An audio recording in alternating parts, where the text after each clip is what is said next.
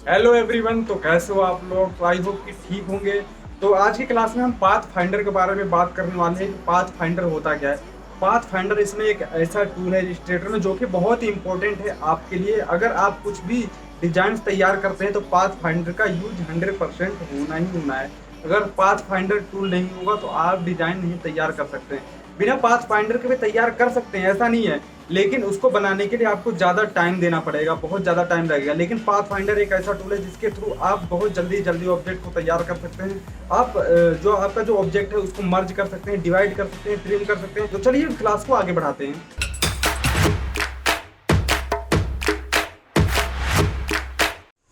तो आज की क्लास हमारी पाथ फाइंडर के बारे में है। पाथ फाइंडर के बारे में जानेंगे कि हम पाथ फाइंडर से क्या क्या कर सकते हैं।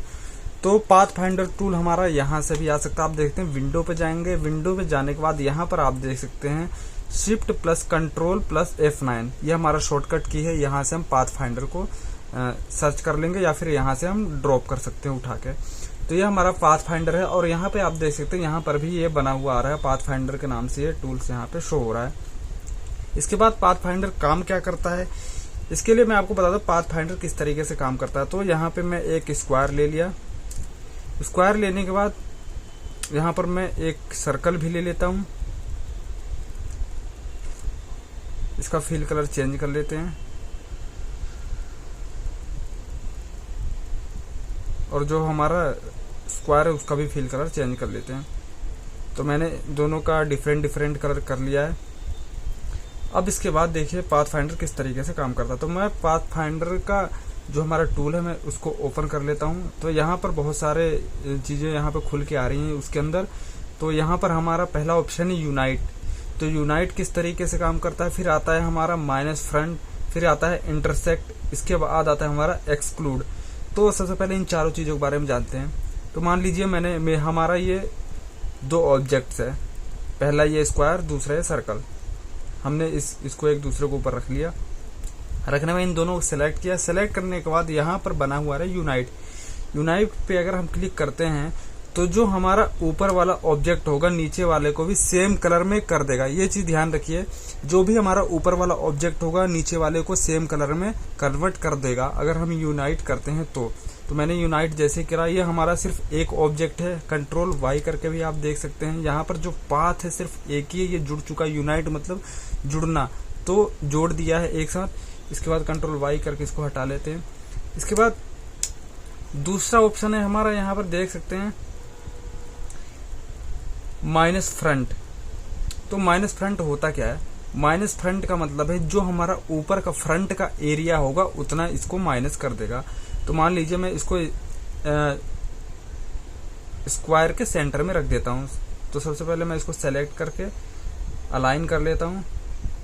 ठीक है, मैंने इसको अलाइन कर लिया। अलाइन करने के बाद जो हमारा ऊपर का एरिया है, ऊपर हमारा ये येलो वाला एरिया है जो कि सर्कल में है, ये इसको माइनस कर देगा। तो जैसे हमने क्लिक किया आपने देखा कि ऊपर वाला एरिया माइनस कर दिया। अब ये ट्रांसपेरेंट है, आप यहाँ से देख सकते हैं, यहाँ बिल्कुल खाली है। इसके बाद आगे बढ़ते हैं।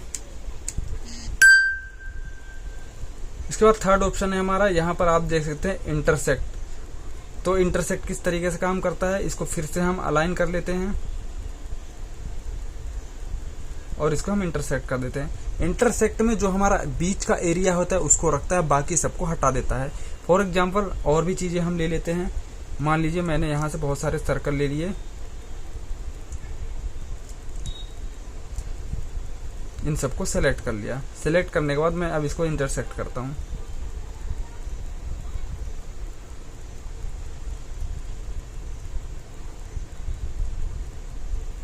तो देख सकते हैं यहाँ पे इंटरसेक्ट करते ही जो हमारा बीच का थोड़ा सा एरिया बचा हुआ था उसको लिया, बाकी इसने सबको हटा दिया। तो मैं यहाँ से एक बार और करके दिखाता हूँ। यहाँ पे मैंने इन सबको सेलेक्ट कर लिया। यहाँ पे जैसे ही मैंने इस पे इंटरसेक्ट पे क्लिक किया सारी चीजें हट गई, बाकी बीच की चीजें रह गई। इसके बाद आगे बढ़ते हैं। इसके बाद हमारा एक्सक्लूड। एक्सक्लूड में क्या होता है, हमारा जो बीच का एरिया होता है वो डिलीट हो जाता है, हट जाता है, और बाकी हमारा जो चारों तरफ का एरिया होता है वो रह जाता है। मान लीजिए मैंने यहाँ पे ये दो अलग अलग सर्कल ले लिए, दो अलग अलग कलर में। तो हम इसको सबसे पहले सेलेक्ट कर लेते हैं। सेलेक्ट करने के बाद कंट्रोल वाई करके आप देख लीजिए, यहाँ पर हमारा जो बीच का एरिया है इसको एक्सक्लूड करेगा, बाकी हमारा एरिया यहाँ पर बचा हुआ रह जाएगा। तो इसको हम सेलेक्ट करते हैं और एक्सक्लूड करते हैं। तो आप देखते हैं बीच का एरिया हमारा एक्सक्लूड हो चुका है, बाकी जो साइड के हैं सारे एरिया बचे हुए हैं।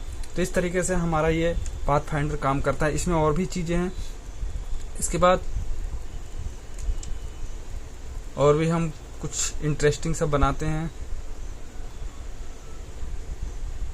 इसको हमने इस तरीके से बना लिया। बनाने के बाद इन सबको सेलेक्ट कीजिए। सेलेक्ट करने के बाद आप देख सकते हैं यहाँ पर डिवाइड, हम इस पे जैसे ही डिवाइड करेंगे तो हमारे सारे अलग अलग पार्ट डिवाइड हो जाएंगे। तो हमने इस पे डिवाइड पे क्लिक कर दिया। तो मैं आपको दिखाता हूँ, देखिए यहाँ से ये डिवाइड हो चुका है और यहाँ से ये डिवाइड हो चुका है। तो ये डिवाइड करने पे हमारे सारे पार्ट अलग अलग डिवाइड हो जाएंगे। इसके बाद आता है हमारा ट्रिम। ट्रिम भी कुछ इसी तरीके से काम करता है। ट्रिम से भी हम पार्ट को अलग अलग कर सकते हैं। बस फर्क इतना है कि हमारा जो डिवाइड था सारे पार्ट को अलग अलग कर दिया, और ट्रिम में जो हमारा पीछे का पार्ट होता है वो हट जाता है। तो आप देख सकते हैं यहाँ पर इसके पीछे का जो पार्ट है आपको हटा हुआ मिलेगा, यहाँ पर नहीं दिखाई दे रहा होगा। और जो हमारा ये वाला ऑप्शन था डिवाइड वाला, डिवाइड में सारे पार्ट अलग अलग टुकड़ों में हो जाते हैं। तो आई होप कि ये चीजें आपको समझ में आ गई होंगी। इसके बाद आता है हमारा 7th नंबर का ऑप्शन मर्ज। इन सबको हम सेलेक्ट करते हैं। सबसे पहले एक सर्कल और ले लेते हैं। हमने इन सबको सेलेक्ट किया। इसके बाद आप देख सकते हैं यहाँ पर आ रहा है मर्ज। जैसे ही हम मर्ज करते हैं हमारा सारा ऑब्जेक्ट मर्ज हो चुका है। कंट्रोल वाई करके आप देख सकते हैं। तो ये कुछ बादल जैसा शेप बना हुआ आ रहा है। तो आप यहाँ से बादल वगैरह भी बना सकते हैं। और सेम हमारा ये वाला यूनाइट ऑप्शन भी सेम इसी तरीके से काम करता है। इसके बाद हमारा आता है क्रॉप। क्रॉप आपको यहाँ पर हमने बता दिया है। इंटरसेक्ट ये भी कुछ इसी तरीके से काम करता है। इसके बाद आउटलाइन। आउटलाइन भी आप कंट्रोल वाई करके जिस तरीके से देख सकते हैं, यहाँ आप जैसे क्लिक करेंगे तो आपको आउटलाइन शो हो जाएगी मर्ज होने के बाद। तो ये हमारा आउटलाइन है। आउटलाइन यहाँ से देख सकते हैं। इसके बाद लास्ट ऑप्शन है हमारा माइनस बैक। माइनस बैक क्या काम करता है, मान लीजिए मैंने यहाँ से 2 सर्कल ले लिए।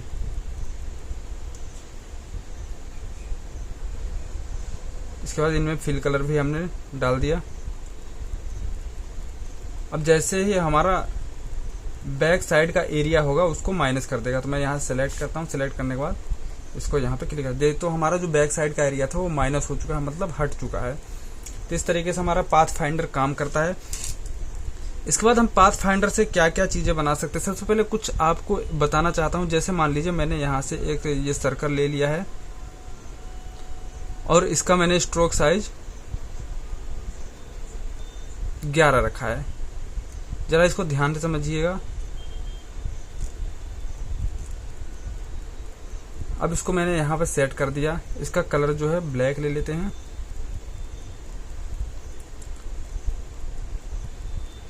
अब देखिए यहाँ पर ये हमारे पास ये 3 अलग अलग ऑब्जेक्ट हैं। हम इन सबको सेलेक्ट करेंगे, कंट्रोल जी कर दिया।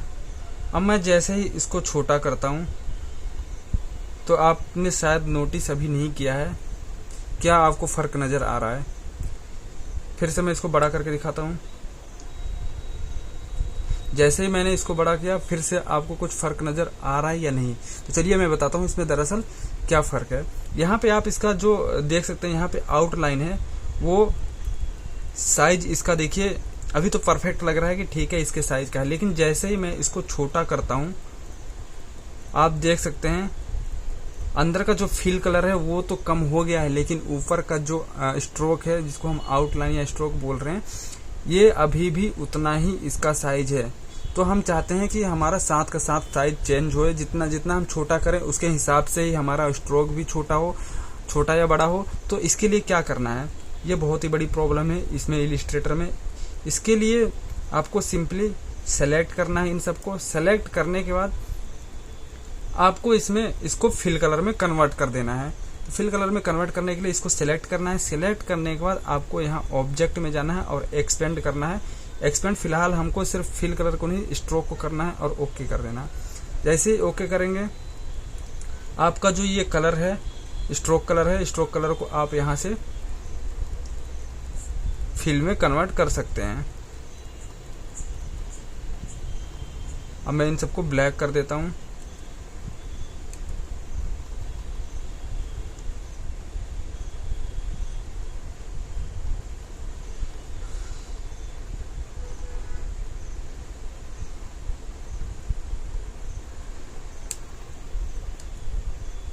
थोड़ा सिस्टम स्लो है, आपको बार बार बताता हूँ।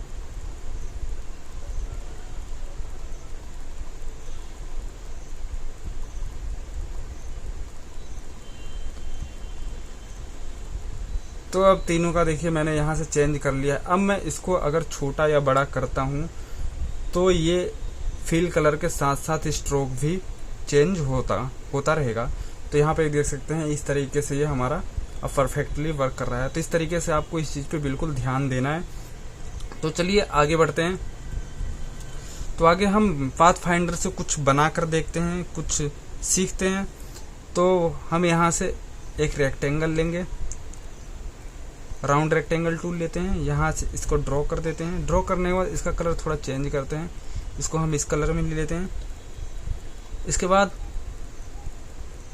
हम इसके ऊपर कुछ इस तरीके का लाइन ड्रॉ करते हैं, इसका कलर चेंज कर लेते हैं थोड़ा।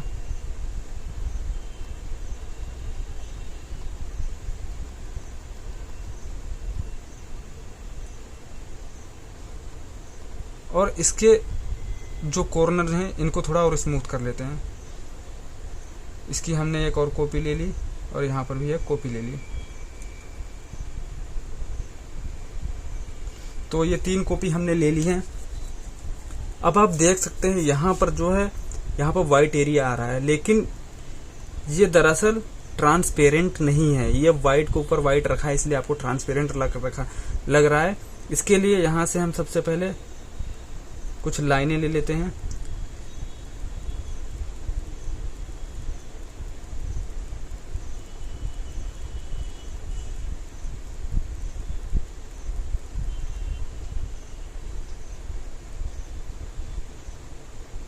तो देख सकते हैं ये कुछ नोटपैड, जो नोटपैड वर्ड पैड होता है आपने देखा होगा, ये कुछ उस तरीके का पैड दिखाई दे रहा है, जैसे नोट्स वगैरह लिखते हैं उसका लोगो लग रहा है। तो यहाँ से हम इसको सेलेक्ट कर लेंगे। सेलेक्ट करने के बाद सबसे पहले हमें सिलेक्शन करना है, ध्यान से शिफ्ट प्रेस करके सेलेक्ट कर लीजिए। तो ये सेलेक्ट कर लिया हमने। के बाद